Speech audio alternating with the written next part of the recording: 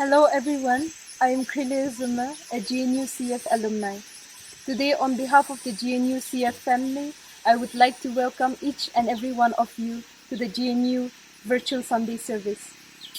I hope you are all keeping safe and in good health wherever you are. Before we start off, I would like to read a passage from the scriptures. The book of Romans chapter 15, verses 4 and 5.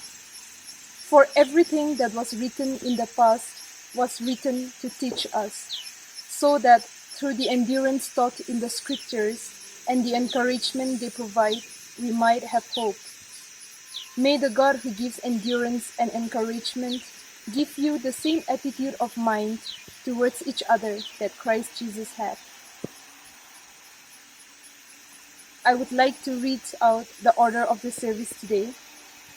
Firstly, the praise and worship will be led by Mauricio, after which we will have a special number from John Thomas, who is also a GNU CF alumni. After that, we will hear the message from our speaker. Our speaker today is Mr. Terence Halliday. Mr. Terence Halliday is Honorary Professor in the School of Regulation and Global Governance at Australian National University, a research professor at the American Bar Foundation, an interdisciplinary institute of advanced studies on law and legal institutions, and also an adjunct professor of sociology at Northwestern University. After the message, we will hear announcements from Nathan. I hope we will all have a blessed service together today. Hello, good morning everyone. I hope you all are doing well wherever you guys are, and we're also doing good.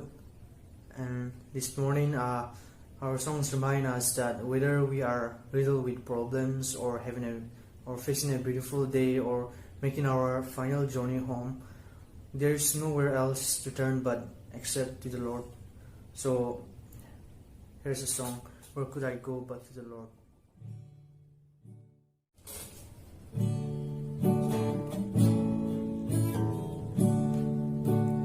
Living below in this old sinful world, hardly a comfort can afford.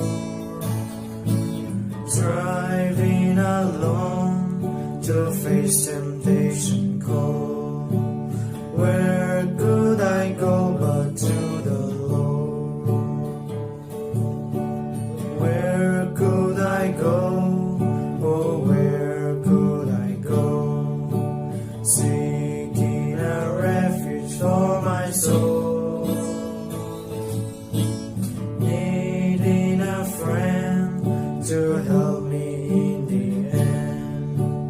Where could I go but to the Lord? Neighbors are kind, I love them everyone. We get along in sweet accord, but when my soul needs manna from above, where could I go but to the Lord? Where could I go? Oh, where could I go? Seeking a refuge for my soul, needing a friend to help me in the end. Where could I go but to the Lord? Life here is grand, with friends I love so dear. Comfort I get from God's own word. But when I face the chilling hands of death, where could I go but to the Lord? Where could I go? Oh, where could I go? Seeking a refuge for my soul, needing a friend to help me in the end.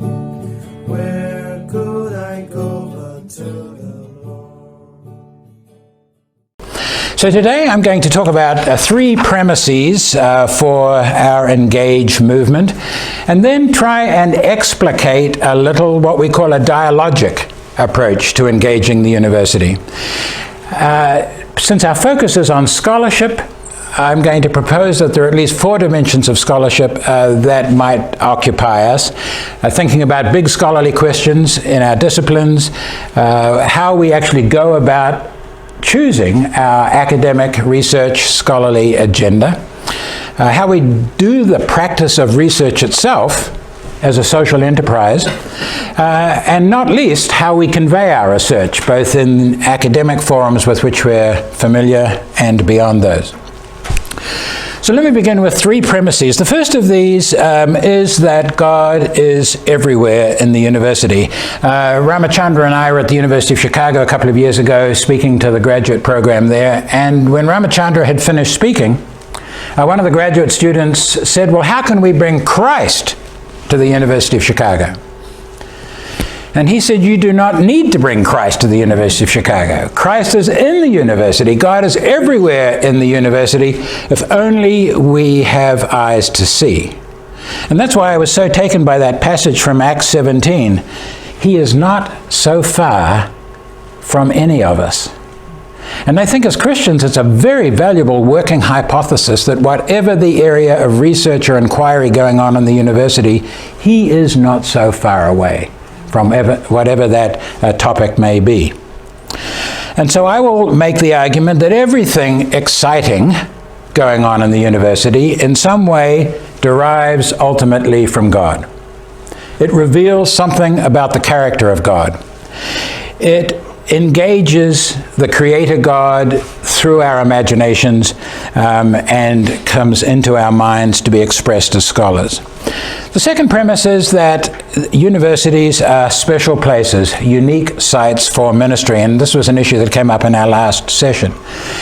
It's particularly salient for other parts of the world, but not irrelevant in the United States, that a university ministry, in our view, is not simply the same as the local church ministry.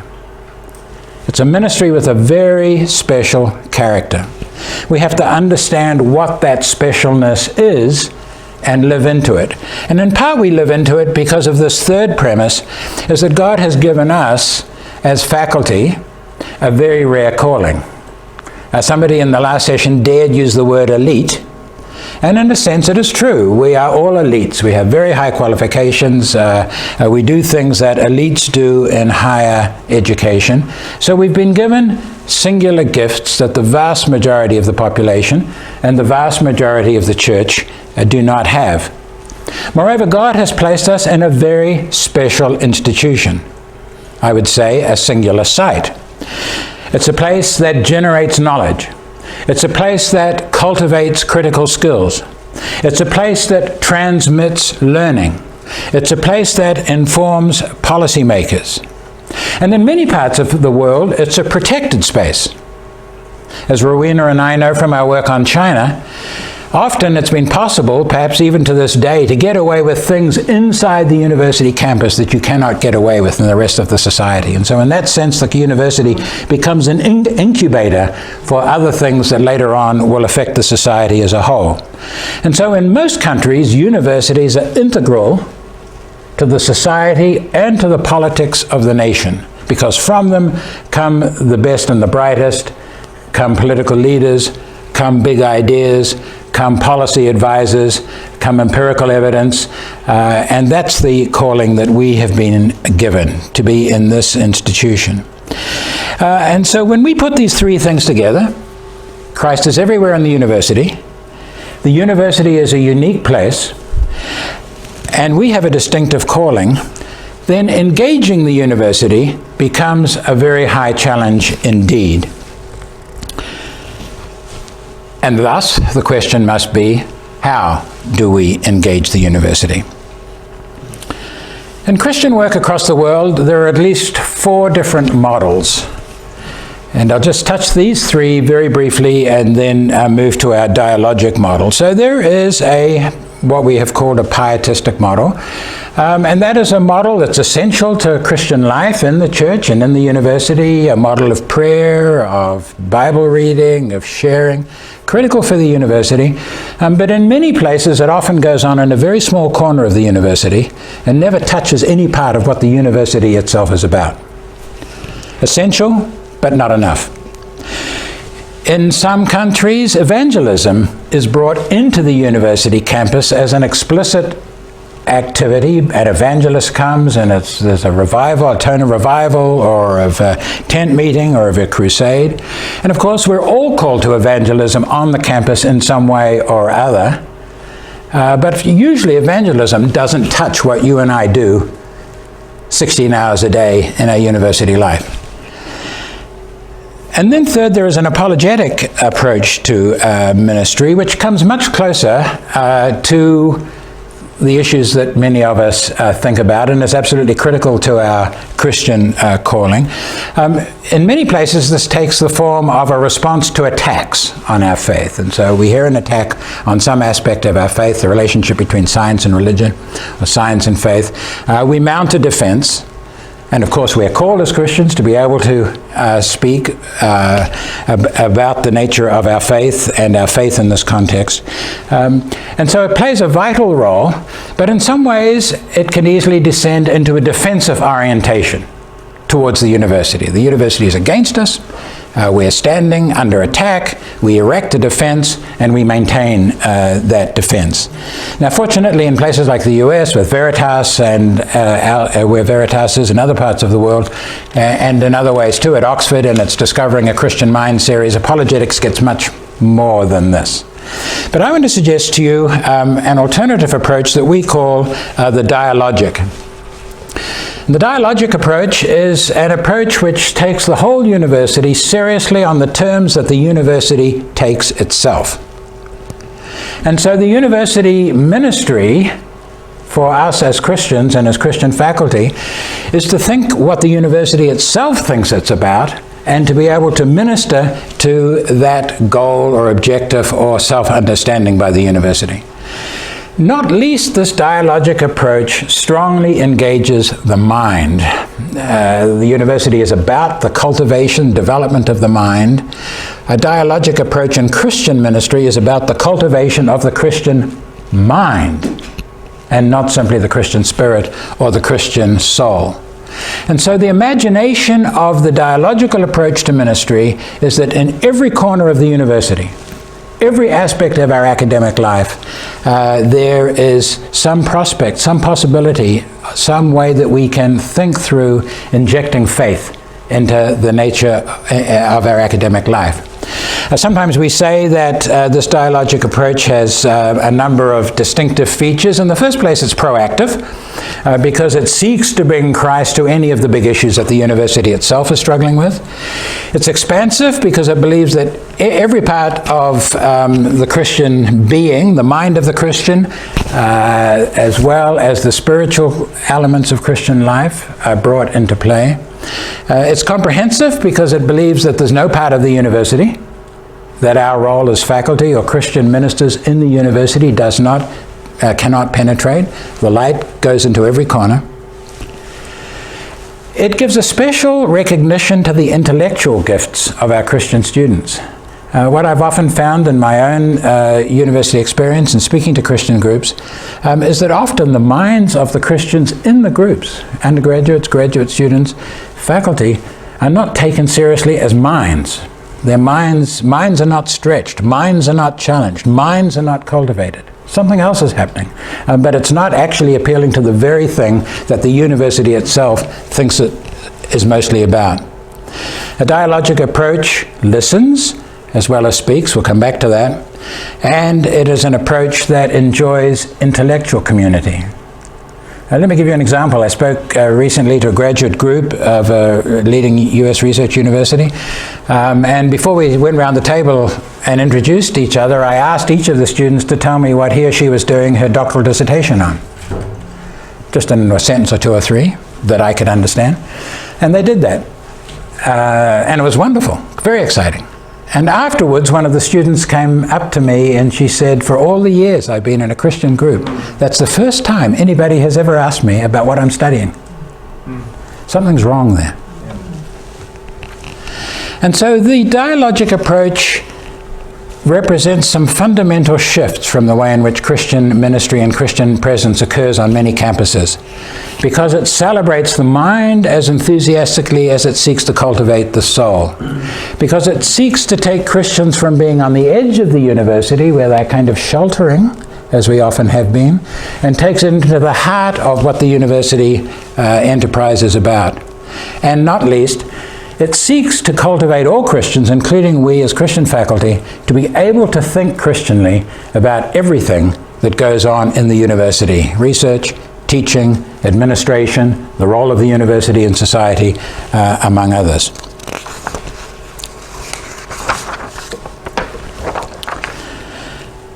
This topic is of great personal concern to me because I did my doctorate at the University of Chicago and got on to a research and scholarly trajectory. And at the very same time, having learnt at my father's knee in New Zealand to love the Bible, I was a Bible expositor. And I lived a decade or two on two completely parallel tracks. I had an academic intellectual agenda that represented what I did most of each day. And then on Sundays, I would do expository teaching in the minor prophets, or Isaiah, or the Psalms, or the epistles. And I made absolutely no connection between those two things. Until sometime in the 1990s, in my church at First Presbyterian Evanston, a group of Christian academic brothers, we decided to get together on a weekly basis and to share, as if we were a small group, to read the scriptures together, to pray for each other, but also to put our research and our academic life on the table for us all to discuss together. And this was enormously beneficial to me because for the first time people were regularly asking me, what are you working on? And not only what are you working on, but how can one think about this theologically, or from a theological, ethical point of view? It was very helpful, of course, because 2 or 3 of these people were theologians, or theological ethicists, or ministers, and so we had built-in theology, which is fabulous. But for me, it compelled me to realize that for much of my academic life, the life of the mind had not at all been disciplined, guided, infused by my Christian faith. And so part of what I'm talking about today is in a sense a reflection of my own autobiography. So what do we mean by scholarship, engaging scholarship? Well, I think we know the full dimension of all the sorts of things that we do in our academic life. And so the question that I pose for all of us is, how can our faith penetrate every aspect of the scholarly life? I'll suggest that one way it can do so is by compelling us to ask ourselves to think Christianly about the big questions in our disciplines, or across our disciplines, or across the university. This is a step to make sure that we ourselves, our Christian academic communities, the university as a whole, has in our mental agendas what are the big problems that any university institutions in the world are thinking about at the moment. So identifying big questions is also the language that the Templeton Foundation and sometimes the National Foundation, the Science Foundation talks about. So I find that actually a very useful idiom to work with. In my field, one of my fields, for example, on globalization of law and trade, one of the big questions is, what is the relationship between law, international law, and national law of influential countries like Germany or the US? What is its effect on markets, on economic growth, on economic development, on the constitution of markets? And vice versa, what is the effect of markets on law? And which of those is more important? And so various schools of thought divide over whether law is primary, markets are primary, the two are engaged in some kind of mutual interaction, and so on. So it's a big question in my field. There are also big questions in your fields, and I will come back to that for our small group discussion. But my suggestion is that for ourselves as scholars, which I think probably all of us are already doing, but certainly for our presence on the campus with Christian graduate students or Christian undergraduates, we be thinking about what are these big questions. And then I often find in my research, where I'm almost always out of my depth, I'm dealing with areas of law that are highly technical. I'm a sociologist, not trained as a lawyer. And so I'm seeking to understand what impact maritime law has on global trade, or what impact secured transactions law has on how vigorous economies are. Both of those topics are way beyond my capacity. But what I find is very useful in my research is I go to specialists in these fields, people who write global law, and I ask them, what are the big issues that are on the table for you right now? First of all, they often love to have that question because not too many people ask them, and they've got to stop and think. And then I ask the next question. I say, normally there are big differences in a field. Often there are big differences. Some people think this, some people think that. Where are the big divides on maritime law and trade and what it should look like? And very quickly, somebody who's a master or a mistress of their field can say, well, there's this great strong viewpoint and there's that strong viewpoint, or there's maybe a third one. And then I go the next step and I say, what kinds of theories, what kinds of ideas, what kinds of proposals are made to bridge these divides? Are there moves towards synthesis, complementarity, differentiation? How does that work? And these people are big thinkers, they've got big minds, and they love to play with those sorts of things. Indeed, that's part of the enterprise that they're engaged in. My suggestion is that that is something that we ourselves not only can and should be doing, but of course we take the next step and we ask, is there any point of encounter between these big questions in my discipline, my field, or my cross-disciplinary topic of inquiry that encounter faith in some way or other, and what does that look like? A second and sensitive issue for me is this question of how do we choose scholarly or research topics? So I have to confess that as a graduate student and as a young scholar, I started these two trajectories of research that I've mentioned.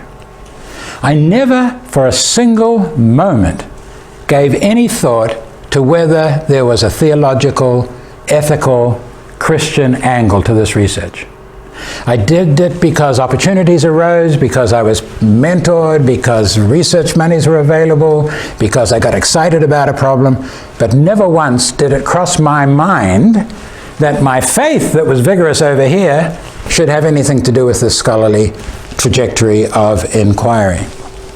And so I want to ask us to think today about at least two different questions, or two different ways of imagining how we set our research agendas. Given the range of disciplines here at this gathering, and of course the much wider range of disciplines in the university as a whole, I don't know how widely these questions apply, and so I'll appreciate your comments later. But one way we could proceed as Christian academics is we just begin with a topic, as I did as a doctoral student, and allow that topic to take its trajectory as we try and do the right thing as scholars, and somewhere or other hope that the grace of God will penetrate and indicate a way in which there is a theological encounter or two to be had. If I had time, I'd love to tell you about the work that I've done on basic legal freedoms and the politics of developing basic legal freedoms. I did multiple grants, wrote books, a National Science Foundation project. In none of those, in the first 10 years of working on this topic, did I ever think that religion or faith had a role in my theory of the conditions under which legal freedoms emerge in the modern world or spread across the world. It wasn't until some of the collaborators, the political science specialists on Zambia or Argentina or South Korea, started to write as part of our consortium, that they said religion mattered here, and religion mattered in Zambia, and religion mattered in Chile, sometimes negatively, sometimes positively, in very complex ways. Only then did I realize that I'd had a whole area of inquiry underway and I myself had been blind to this aspect of my life, which is so critical, my spiritual dimension. Fortunately, God's grace did break into my life. Fortunately, light did shine into these corners that I'd been trying to open up as a scholar. Fortunately, God was redemptive. But the question I ask all of us, some of our research topics seem somewhat close. One can imagine affinities with faith. Some of them seem far remote. One can't easily see affinities with faith. Should we be, as Christian scholars, simply allowing the internal logic of our discipline, of our scholarly train of work, to be determining what we work on? It's an open question. The other alternative is to begin with a faith problem. Somebody earlier mentioned justice, and pursue that in a given field, pursue that in education, to pursue that in sociology, to pursue that in law, to pursue that in architecture, to pursue that in urban planning. So one begins with a strong biblical theme, with a strong theological imperative, and then follows it forward. And so this presents for me then a number of puzzles. One puzzle is whether there are topics that are in a sense more inherently Christian or biblically salient. I don't like that language particularly, but it's clear that some things, the leap from the topic to the faith seems much shorter than some of the more arcane fields that some of us work in. What if we're working on a topic or we have an opportunity and no Christian link is conceivable? I had an opportunity a few years ago to work inside the International Monetary Fund, and the opportunity given me was something that no sociologist or social scientist, I think, had been previously given: access to the interior archives and classified materials that the International Monetary Fund uses in dealing with countries in financial distress. Now, I have to say yet again, I jumped at the opportunity because it was such a superb scholarly and policy opportunity. Never once did I stop and think, what does anti-money laundering, what does financing terrorism have to do with matters of faith? What does the International Monetary Fund have to do? How do I think about that theologically? All that came later. I say that as a critique of myself, but at least that's an area that's somewhat close to faith, one can ultimately see. I think that we then run into the question that plagues, I think, Christian movements across the world in universities, and perhaps you've experienced the same as I have, that there's a huge asymmetry between where we perform in our academic field and our theological understanding. We can be right at the leading edge of our field, and we're still at high school in our theological understanding. And given that we are at the leading edge of our field, often there's a real effort, a theological leap that needs to be made that we can't make by ourselves. And so how does one bridge that gap? That seems to me to be an enduring issue. A third concern is how we actually practice our research. We don't really have time to talk much about this at this moment, but all of these issues of working with collaborators, of working in research teams, the ethics of obtaining funding, how we mentor, how we engage the ethics of the research process, presumably all of these are places where issues of faith can penetrate if we but give them consideration. I have to say again that I have not systematically thought about these kinds of issues from a faith position. If anything, I've acted intuitively, hopefully infused in my actions by my faith commitment, but I haven't thought ostensibly and clearly about whether or not a research team led by a Christian might look different from a research team led by somebody with another set of beliefs. I want to spend just a little bit more time talking about conveying scholarship before we go to a small group discussion. We're all used to writing into scholarly audiences, and so I won't speak about that at all. But things are changing in universities. One question we have for ourselves is whether the extent to which we allow our research in our particular department or our research group or unit of the university to be heard across the university as a whole.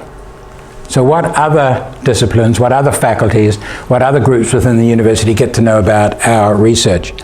But it strikes me, perhaps it's been your experience too, I noticed that some of the funding agencies over the last 10 or 15 years, certainly the National Science Foundation in my area of work, alumni are demanding more understanding of what it is their dollars are buying. NSF needs to be able to go to Congress and say, this arcane piece of research has this potential implication, has this potential impact. Or the alumni need to be told, if you give this $10,000 or endow this chair, it's going to have this kind of impact. And so this raises for me the question, the extent to which we ourselves in our scholarship should be thinking about writing not only into our academic audiences, but writing for larger publics. The work that I do on human rights readily allows that. And so one can do that conventionally, as I've been trying to do more recently, in op-eds and or talking to reporters or using the social media, which have become quite powerful in my field. But I just raised the question, since almost everything I imagine that is being done by any of us in this room has interest for some part of some public, is that part of our calling as a Christian scholar? Just a slight digression. One of the things I love to do every Thursday is read the science section of the New York Times. Brilliant science reporting gets me reading about things that I would never in 1,000 years have read if it were not for superb journalism. And I wonder the extent to which part of our audience as Christians for our work is a wider public. And I wonder even further about whether or not the church should be part of our audience. So I've been focusing on engaging the university, but perhaps part of the support for engaging the university by us as scholars is gaining the support of our local church. At First Presbyterian at Evanston, we have something like 20 or 30 professors on the faculty. And so we decided a few years ago to see if we could get us all together. First of all, find out who we were. That was no easy thing. And then get us all together. And then somebody who was in charge of adult education said, why don't we have a 10-week program where each 10 professors talk about what they're working on right at this moment and see if they can make some kind of theological connection, or at least throw it on the table so that the church as a community can think about what it might mean from a biblical or a theological point of view. I was a bit skeptical. I thought, 12 sort of intellectually oriented people might turn up, but this turned out to be quite extraordinary. 30 or 40 or 50 people came every week. Again, this was the first time that almost any of these professors who were very active in our church, most were very active in our church, had ever talked about their academic work inside the local church. They led missions, they led Bible classes, they taught Sunday school, but they never talked about their academic work. And people were stunned and inspired and excited to hear about their scholarship, which meant that the local church now became a much stronger support of the work that we are doing inside the university community.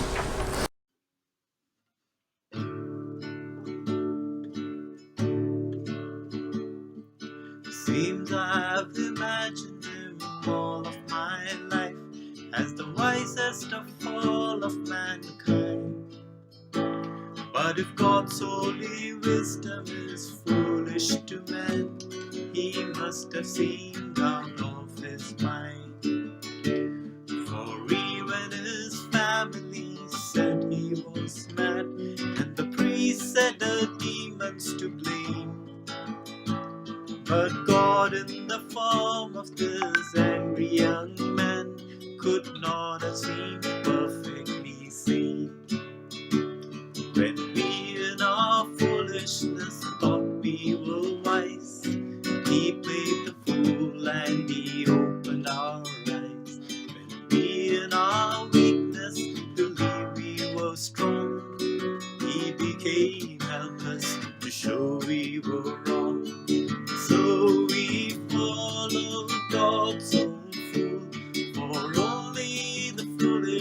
can tell.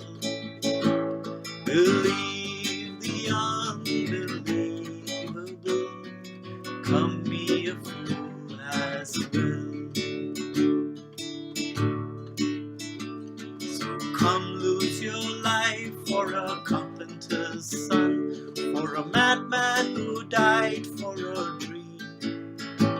And you'll have the faith his first followers had, and you'll feel the weight of the beam. So surrender the hunger to say you must know. Have the courage to say I believe. For the power of paradox opens your eyes and blinds those who say they can see. So we follow God's own fool, for only the foolish can tell. Believe the unbelievable. Come be a fool as well. Believe the unbelievable. Come be a fool as well.